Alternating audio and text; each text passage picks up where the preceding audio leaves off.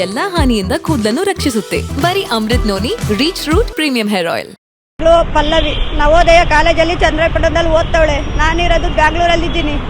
ಆದ್ರೆ ನನ್ನ ಮಗಳು ಎಲ್ಲ ಎಕ್ಸಾಮ್ ಎಲ್ಲ ಬರೆದು ಬೆಂಗಳೂರಿಗೆ ಅಪ್ ಆ್ಯಂಡ್ ಡೌನ್ ಮಾಡ್ತಾ ಇದ್ಲು. ಇವಾಗ ಮಿಸ್ಸಿಂಗ್ ಆಗಿಬಿಟ್ಟವಳೆ.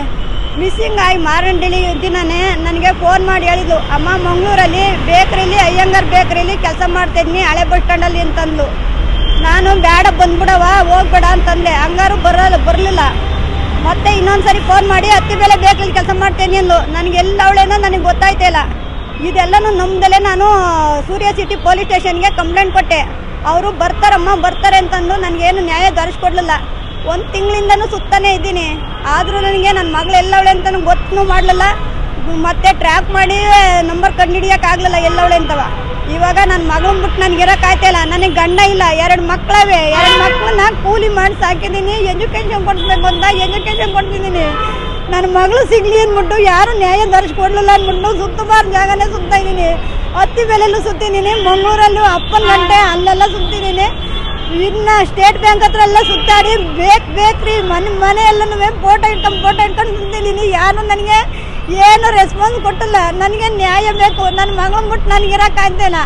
ನನ್ನ ಮಗನ ಎಲ್ಲಾರು ಹುಡುಕೊಡಿ ಅಂತ ತಮ್ಮಲ್ಲಿ ಕೇಳ್ಕೊತಾ ಇದ್ದೀನಿ. ನಾವು ಪೊಲೀಸ್ನವರು ಡೈಲಿ ಬಾಂತಾರೆ, ಡೈಲಿ ಹೋಗ್ತಾ ಇದ್ದೀನಿ. ವಾರ ಸುತ್ತಾ ಇದ್ದೀನಿ. ವಾರಕ್ಕೆ ಬಾಂತಾರೆ, 15 ದಿವ್ಸಕ್ಕೆ ಬಾಂತಾರೆ, 15 ದಿವ್ಸಕ್ಕೊಂದ್ಸರಿ ಹೋಗ್ತಾ ಇದ್ದೀನಿ. ಇಟ್ಟು ನೀರಿಲ್ದಲೆ ಪೊಲೀಸ್ ಸ್ಟೇಷನ್ ಮೆಟ್ಲು ಸುತ್ತಾ ಇದ್ದೀನಿ. ನ್ಯಾಯ ಬೇಕು ಅಂತವ.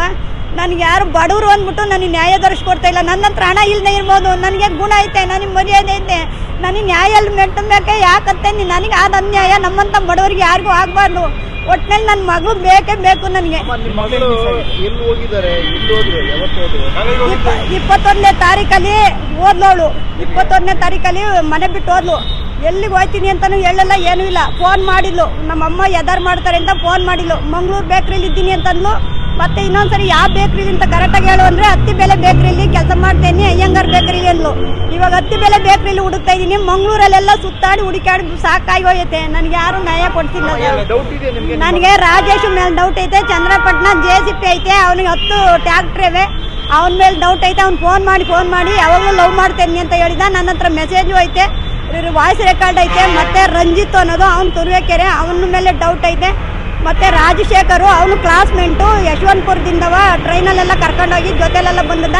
ಫಿಫ್ಟ್ರಲ್ಲಿ ಗಣಪತಿದು ದೇವಸ್ಥಾನ ಇತ್ತು, ಅಲ್ಲೆಲ್ಲವ ಇದು ಮಾಡ್ಕೊಂಡು ಜೊತೆಲೆಲ್ಲ ಇದು ಬಂದರು. ಇವ್ರು 3 ಜನ ಮೇಲೆ ಡೌಟ್ ಐತೆ. ಇವ್ರು 3 ಜನ ಒಳಗೆ ಹಾಕಿರೆ ನನಗೆ ನ್ಯಾಯ ಸಿಗ್ತತೆ, ನನ್ನ ಮಗಳು ಸಿಗ್ತಾಳೆ. ಅವ್ರಿಗೆ ಕಾಲೇಜ್ ಫ್ರೆಂಡ್ಸು ಮೂರು ಜನ ಅಂದರೆ ರಾಜೇಶನ್ ಕಡೆಯಿಂದವ ಇವನಿಗೆ ಬಸವರಾಜನ ಪರಿಚಯ ಆಯಿತು. ಬಸವರಾಜು ಲವ್ ಮಾಡ್ತದ.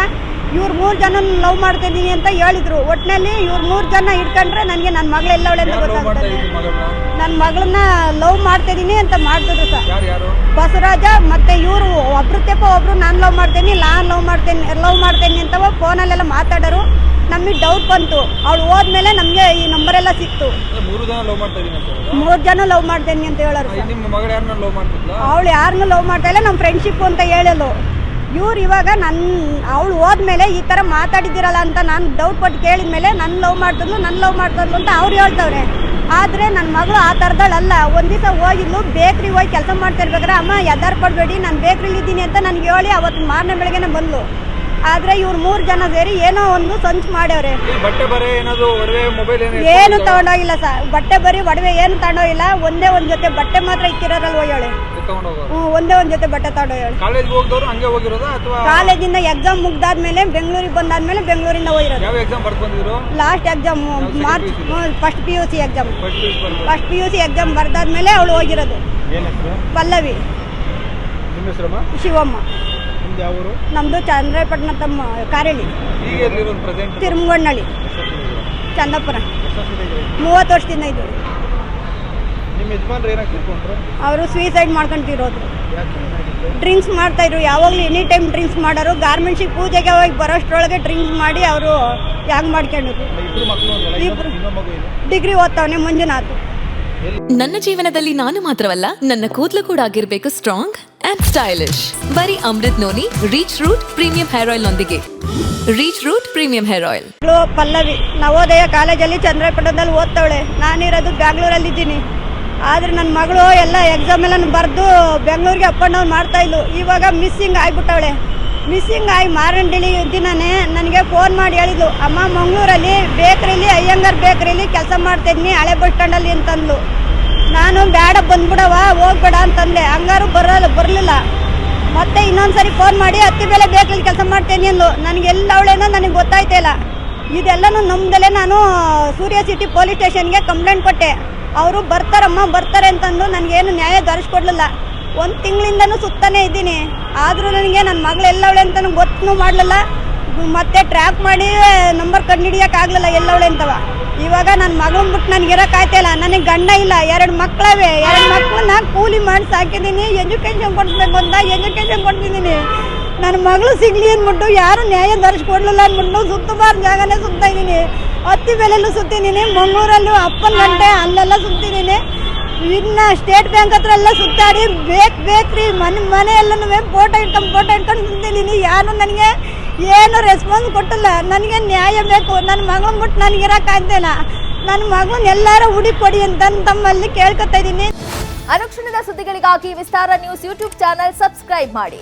ಹೊಸ ಸುದ್ದಿಗಳ ನೋಟಿಫಿಕೇಶನ್ಗಾಗಿ ಬೆಲ್ ಐಕಾನ್ ಕ್ಲಿಕ್ ಮಾಡಿ.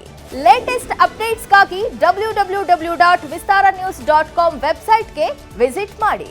ಅಂಗೈಯಲ್ಲೇ ಜಗತ್ತಿನ ಸುದ್ದಿ ತಿಳಿಯಲು ವಿಸ್ತಾರ ನ್ಯೂಸ್ ಕನ್ನಡ ಆಪ್ ಡೌನ್ಲೋಡ್ ಮಾಡಿ.